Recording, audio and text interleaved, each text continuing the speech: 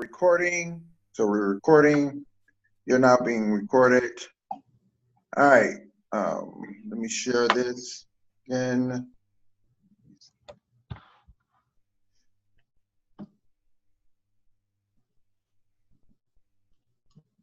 And I'm going to edit the part that we're, let me share screen.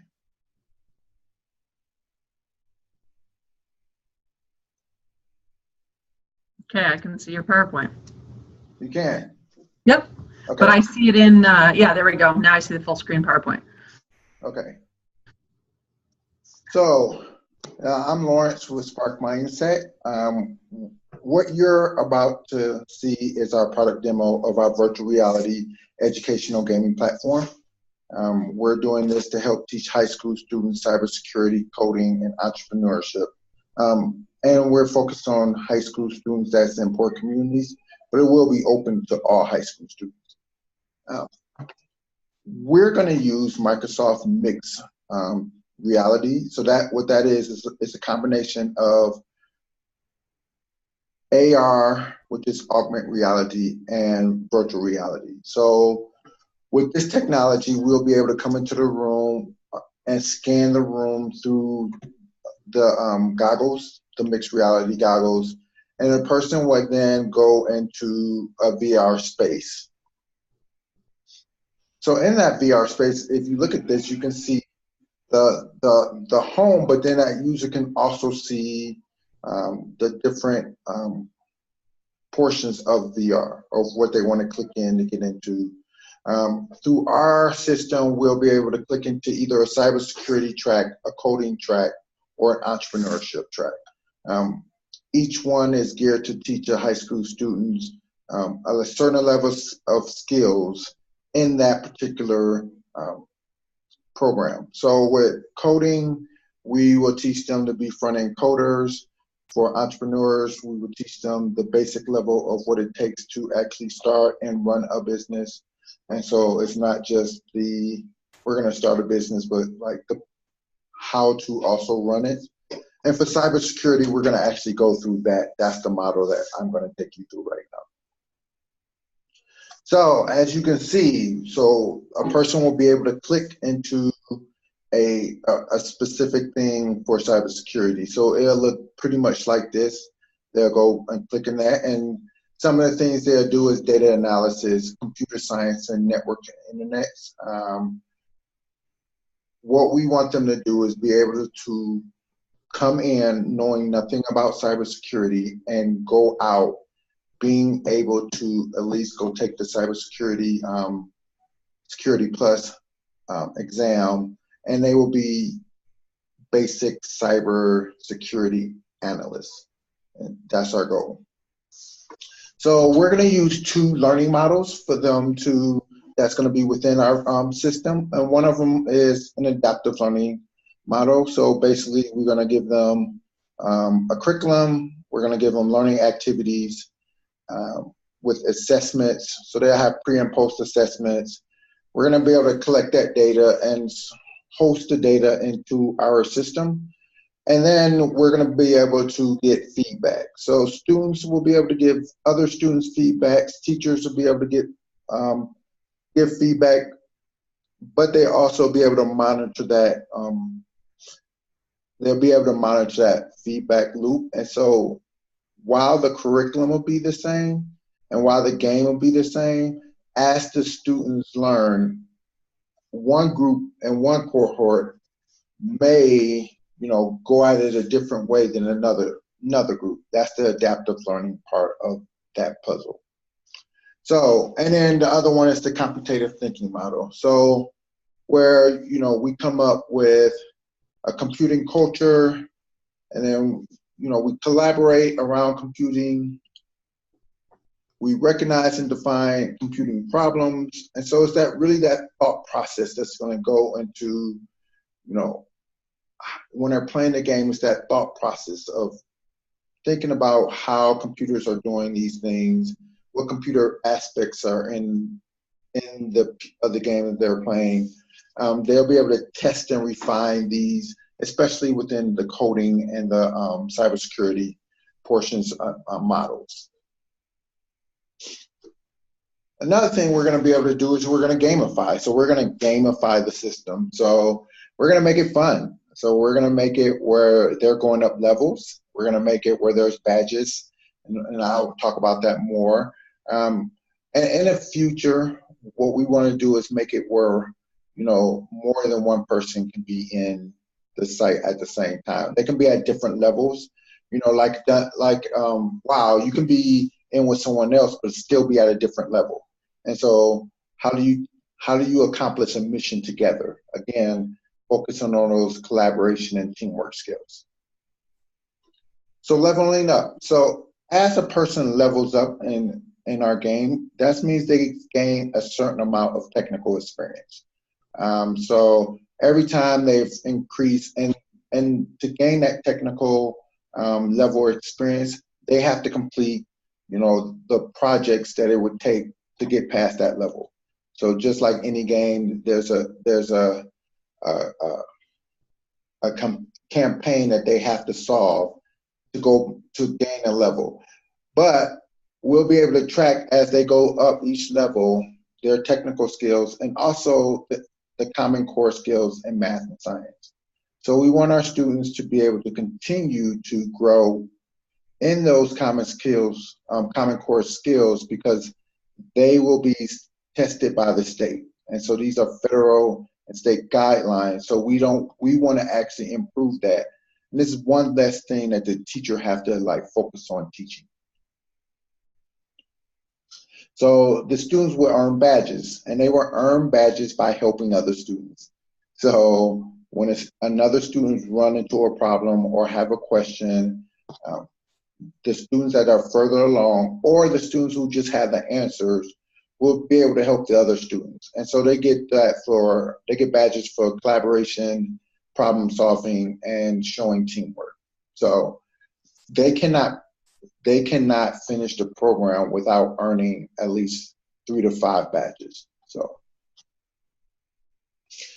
we're gonna have a dashboard and so in this dashboard will tell where the students are at, so what level, what skills they've accomplished. So this dashboard will be a combination of things of them going up levels, a lot of it, but they will have random questions as well, you know, at the end of each level.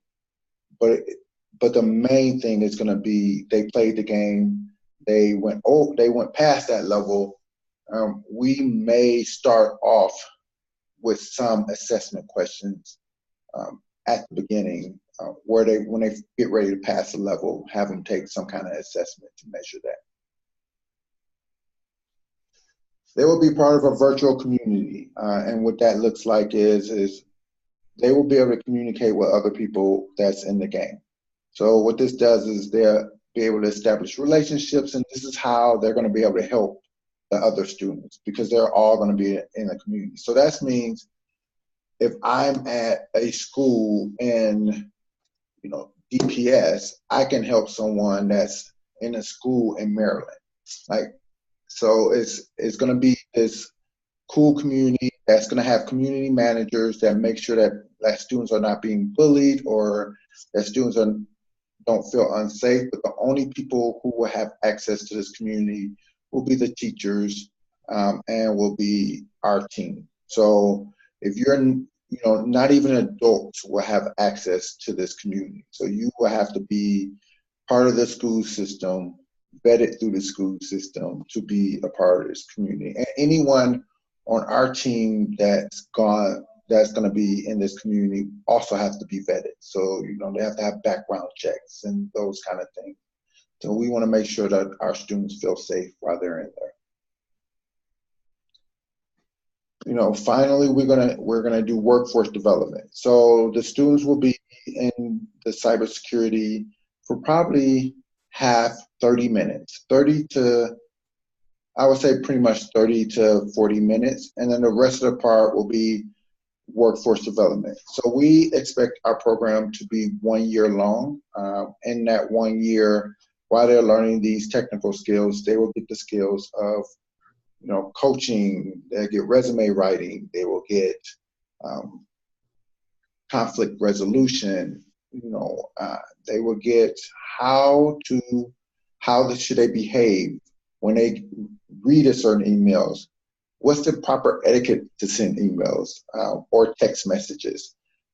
So communication style. So whatever it's going to take to help that person become a complete person. I think right now we focus on technical skills, and sometimes we forget to teach these kids the personal skills. And the reason that's going to be important for us is because we want our high schoolers to be able to be interns as early as sophomore year.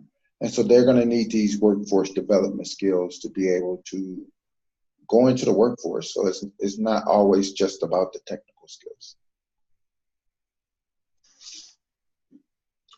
And then another thing is our facilitators are going to be teachers. So we're going to actually incentivize and pay teachers because, one, they're already in the school. And then two, it will help that transfer that model when they're saying, oh, this is something else added to us. And in time, they will see how this makes their lives a lot easier, because now they're not teaching every student to a certain level. So they're teaching students based on where they're at in the game. So the students are moving at a self-pace within the game system. And when they have problems that gets past the students and the student cannot get help from their fellow students, then the student would then go to the teacher. So the teacher now becomes part of the learning process.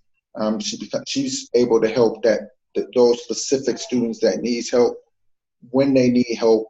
And so now she is more part of a bigger part of that solution, because now she can focus on specifically on individual students. Or in a classroom, she actually wants that, but because of all the rigor, all the Common Core and all the other requirements on her, she may not, or he may not be able to do that. So being part of a learn directive where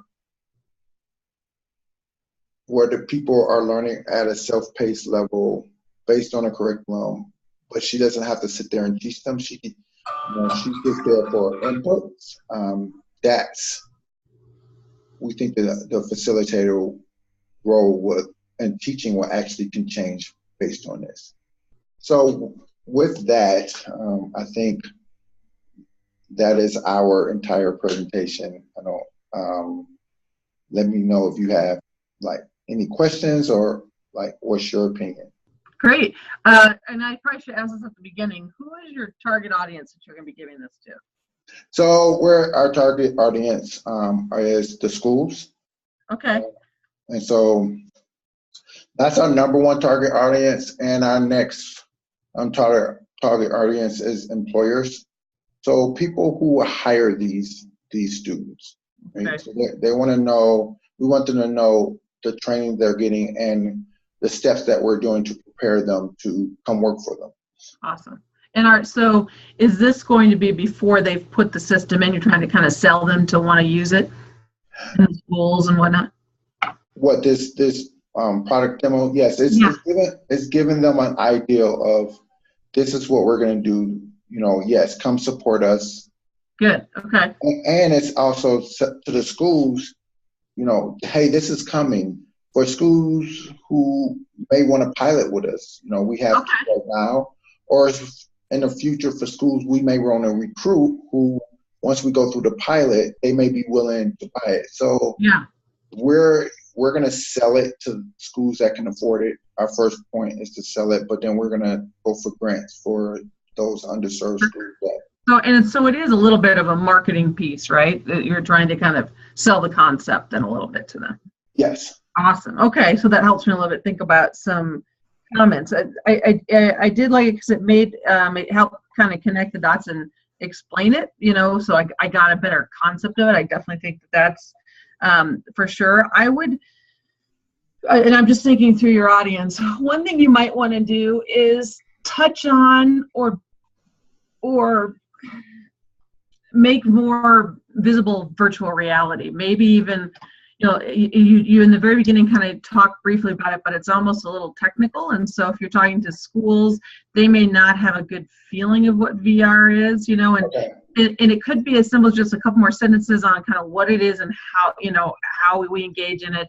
And maybe even if you could find a short little video clip. I mean, it doesn't even need to be more than 10 to 30 seconds, of a virtual reality, kind of what it looks like animated. Okay. It doesn't have to be your system, but something else, because now someone can feel it and they can go, oh, okay, I get the virtual reality, what it would look like if I had the goggles on, and it was in the coding environment with it or something like that. Because I think some people, and there's so many people still that have never experienced virtual reality. They may have seen a hypothetical on TV, but they have no experience. So just giving them a little bit more on that, I think, might help. Because obviously that's one of the powerful things about this, is that you're incorporating that virtual reality. So that might help a little bit. And I would say your images you had some great models that you put up there. I liked them. And they had a lot of details in them. So you had the adaptive learning model, the thinking model, and then the dashboard. All of those, I would get a better resolution graphic because they're blurry on the actual presentation when you put it across the screen, with everything. So, just go higher res on those because you have a lot of great info, and then it's tough to read it. That's all when you're talking through it. So I think that's good. Let's see. With all those things, your adaptive learning model, your thinking model, those are, powerful things that are kind of driving this. If you're doing this to kind of sell the system, you may want to find some ways to talk about what your competitive advantage is by using those models. What makes those models better than other things that are out there? Okay. Because how there's tons of learning models and some people don't even employ any, So in other words, these learning models are going to deliver this and you're going to get this benefit from it. So that is what the impact is. And I would say really, like your workforce development slide, that's a great slide and great points because you're talking about the expected impact of the program. And you may want to take that and move it up to the beginning. Okay. Because now, and really kind of talk about what are all the issues that this program is going to address, and say, here's issues we have right now. We have high school students that can't get jobs when they graduate or can't get into college, or they're getting trained on things that are irrelevant and leaving us, and there's a big gap in, people that know how to handle cybersecurity. So all those issues you were telling me about, those are the powerful things that you might want to start with those and say, here's issues that we're seeing out there. We've designed a program that's going to help address all those. Now you have, and then you can even talk about workforce development. Also high school students don't leave, high school learning some key things. We don't teach them how to collaborate and how to be leaders. You could talk about all those. And so you kind of put all that up front, and now you have them riveted on their seat for the rest of your presentation because they want to hear, okay, how the heck are you going to solve these problems? Because I agree, there's issues out there. And so now they really want to hear about this great solution that's going to solve all the problems. So that might be a way to really kind of get their attention and get them to really buy into this from the beginning. Okay. So those were kind of the big ones. I just took, was jotting down some notes on them. Maybe the whys behind things, like why are you using adaptive learning? Why are you using thinking model? Why are you, using these, just to give more of the reasons why we took this model, why we're doing this approach. Okay. So in other words, we're doing virtual reality because we found, or gamification, either one of them, because we found that younger generations buy into it more. It gets them to want to actually stick with a program. It gets them to be more self-driven, whatever the reasons are. But that might, kind of really help people understand the program more too, the reasons why we chose these models. Okay. Yeah. Okay. I like all that. So actually, all that is really good. Okay. Those are, as much. I think it's good. I think your visuals are good. I do think it kind of explained the program. We didn't get too gory detail. It was at the nice level, but yeah, those are some things I could think of that might punch it up a little bit. So, okay. So does that help? Yes, that helped. Thank you for taking the time to do this. Yeah, no problem. Well, good luck with it. And if you need any other feedback, let me know. I will. All right, cool, Lawrence. Okay, you have a great day. All right, you too. Thanks. Bye. Bye.